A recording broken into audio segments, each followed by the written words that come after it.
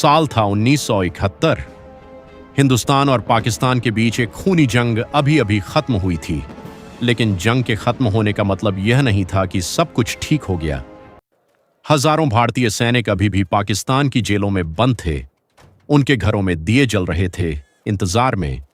उनके बच्चे रोज दरवाजा देखते थे, उम्मीद में। और सरकारें बातें करती रहती थीं, वादों में। लेकिन 3 जवान ऐसे थे जिन्होंने तय कर लिया था, वो किसी का इंतजार नहीं करेंगे, न सरकार का, न समझौते का, न रिहाई का। वो खुद अपनी आजादी छीन कर लाएंगे, चाहे जान जाए। उनके नाम थे कैप्टन हरमिंदर सिंह हीरा, फ्लाइट लेफ्टिनेंट दिलीप परुलकर और फ्लाइट लेफ्टिनेंट MS ग्रेवाल। तीनों भारतीय वायुसेना के अफसर। तीनों 1971 की जंग में पाकिस्तान के हाथों पकड़े गए थे और तीनों के दिलों में एक ही आग धधक रही थी, वापस जाना है हर हाल में। पाकिस्तान की वो जेल कोई साधारण जगह नहीं थी। लायलपुर, आज का फैसलाबाद, एक ऐसा शहर जो भारतीय सीमा से सैकड़ों किलोमीटर दूर था। चारों तरफ ऊंची दीवारें, दीवारों पर कंटीले तार, हर कोने पर पहरेदार, और रात को ऐसा सन्नाटा जो इंसान की रूह को भी कंपा दे। यहां से भागना नामुमकिन नहीं तो बेहद मुश्किल जरूर था। लेकिन इन तीनों ने हार नहीं मानी। महीनों तक उन्होंने जेल के हर कोने को परखा, पहरेदारों की ड्यूटी का वक्त नोट किया, दीवारों की कमजोरियां ढूंढीं, रात के किस पहर में सबसे कम चौकसी होती है ये समझा, और धीरे धीरे बहुत सावधानी से एक योजना बनाई जो पागलपन और हिम्मत का मिश्रण थी। उन्होंने जेल के अंदर से ही रस्सी जुटाई, कपड़ों को जोड़कर बनाई, टूटे हुए औजारों से दीवार की दरारें नापीं। और एक रात जब आसमान में बादल थे, चांद छुपा हुआ था और पहरेदार अपनी नींद से लड़ रहे थे, उन तीनों ने एक दूसरे की आंखों में देखा। कोई शब्द नहीं बोला, बस एक इशारा हुआ और वो दौड़ पड़े।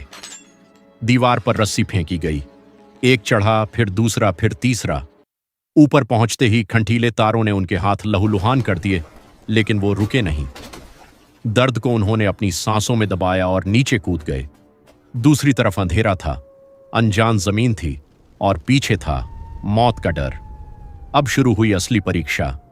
पाकिस्तान की जमीन पर 3 भारतीय अफसर, बिना नक्शे के, बिना खाने के, बिना किसी सहारे के, हर आहट पर रुकना, हर रोशनी से छुपना, खेतों में पेट के बल रेंगना, नहरों का ठंडा पानी पीना, और दिल में बस एक ही मंत्र, आगे बढ़ो, रुकना नहीं।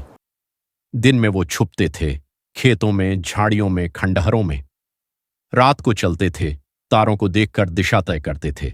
उन्हें पता था कि पूरब की तरफ जाना है, वहीं हिंदुस्तान था, वहीं घर था, वहीं जिंदगी थी। लेकिन रास्ता आसान नहीं था। एक रात एक गांव के पास से गुजरते हुए कुत्तों ने भौंकना शुरू किया। गांव में रोशनी जली, आवाजें आई। तीनों ने दौड़ लगाई। अंधेरे में, पत्थरों पर, कांटों में सांसें फूल रही थीं, पैर लहूलुहान हो रहे थे, लेकिन वो रुके नहीं। कई दिन बीत गए, भूख असहनीय हो गई थी, शरीर जवाब देने लगा था, लेकिन आत्मा अभी भी लड़ रही थी। उन्होंने खेतों से कच्ची सब्जियां उखाईं, नहर का पानी पिया और एक दूसरे को हिम्मत देते रहे। जब एक टूटने लगता, दूसरे 2 उसे थाम लेते, और फिर वो लम्हा आया जिसका इंतजार था। सीमा नजदीक थी, उन्हें एहसास हो गया था। हवा में कुछ बदला था, जमीन पहचानी पहचानी लग रही थी। और तभी सामने भारतीय सेना की एक चौकी दिखी, तिरंगा लहरा रहा था। तीनों की आंखें भर आईं।